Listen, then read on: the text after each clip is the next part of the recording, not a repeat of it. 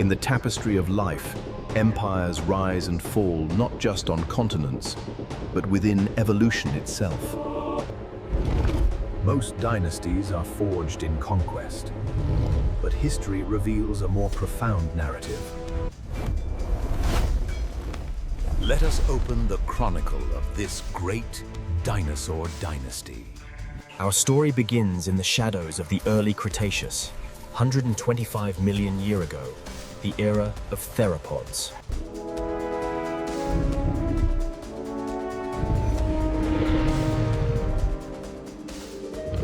Born into a world of killers, inheriting sharp claws and swift legs, they were destined to betray this legacy. The fossil record of North America and Asia presents an evolutionary enigma. Falcarius utahensis. In its bones, we read the dynasty's prologue. Falcarius was a paradox. It had the balancing tail and three-toed feet of a classic predator, with respectably sharp claws. But other features tell a story of descent. Its teeth were no longer serrated daggers. They were small.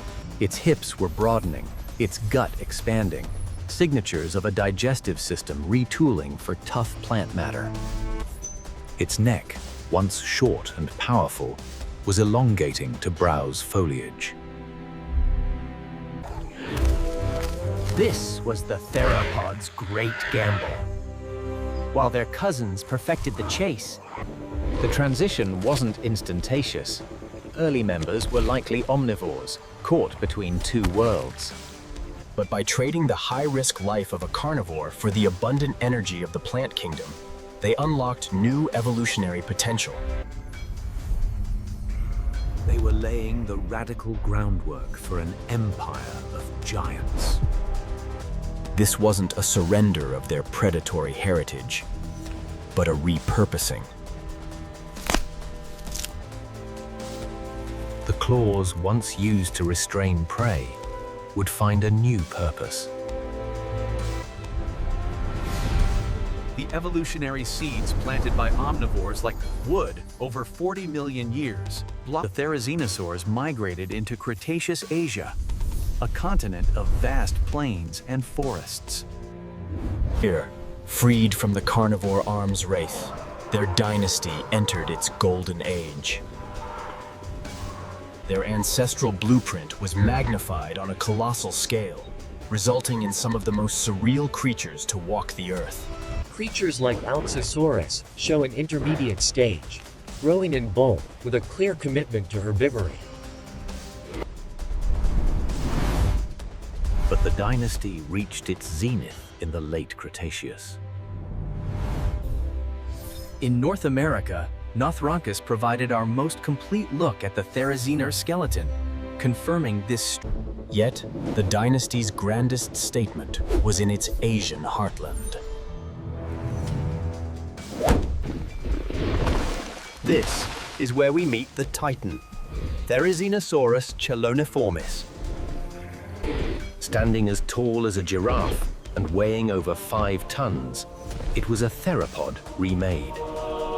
Its posture was almost upright, on massive, pillar-like legs, with 4-toed feet to bear its immense weight. Its posture was almost upright, on massive, pillar-like legs, with 4-toed feet to bear its immense weight.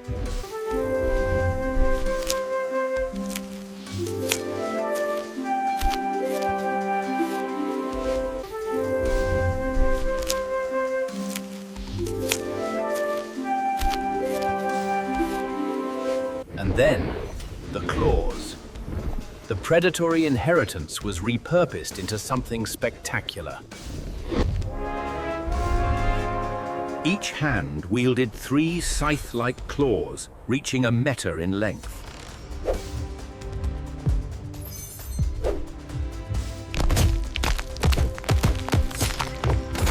Instead, we interpret them as the ultimate browsing tools, enormous rakes to hook high branches and pull them towards the beak. They were also a formidable deterrent.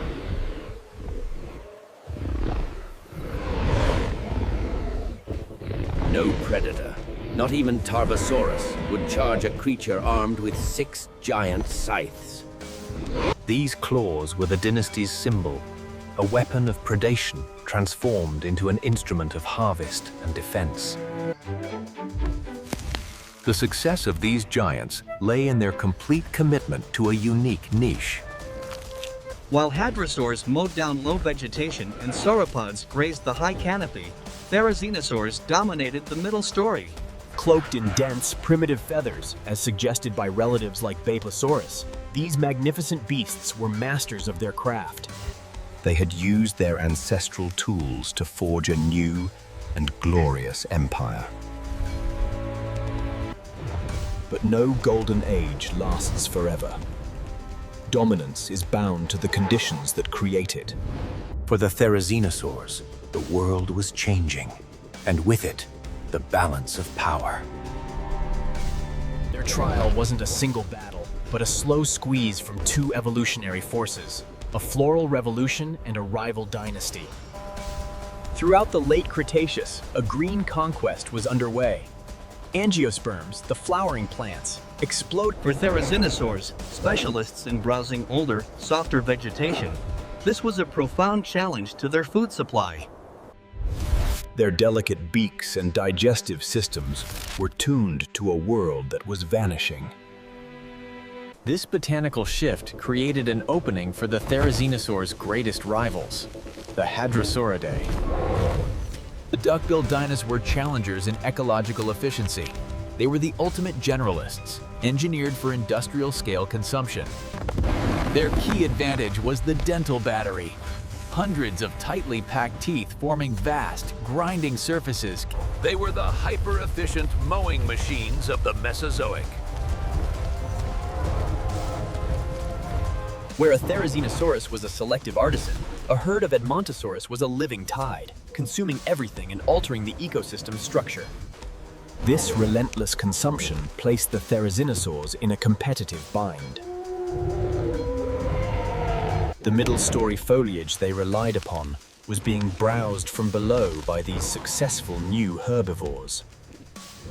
Their specialized niche, once key to their empire, became an evolutionary cage.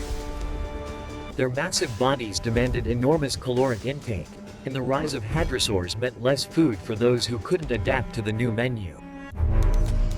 Fossil layers from the last 10 million years of the Cretaceous tell this story. Hadrosaur remains become abundant across North America and Asia, a testament to their demographic explosion. Therizinosaur fossils, while present, grow scarcer, suggesting a dynasty in retreat. Their populations became fragmented, pushed into pockets where their traditional food sources survived. Their empire was being starved out by a more efficient neighbor. The scythe lizard's final act was one of quiet attrition.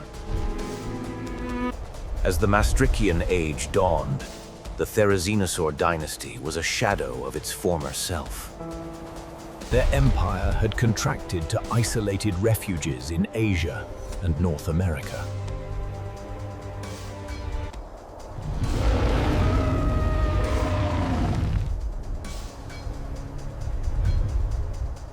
These survivors were monuments to a bygone era, their specialized anatomy a liability in a modernizing world. When the sky fell 66 million years ago, the dynasty was already on the brink. The Chicxulub impactor wasn't the sole author of their demise, but the final punctuation on their decline. The global winter that followed choked the remaining plants, starving the last of the giant browsers. With their rivals and enemies, the last Therizinosaurs vanished. They left behind an evolutionary echo that would perplex science for a century.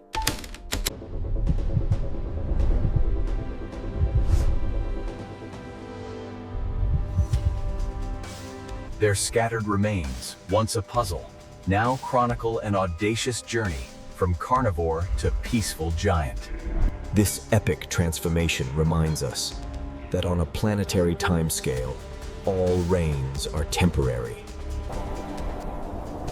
The story of the scythe lizards is a testament to life's incredible capacity for reinvention.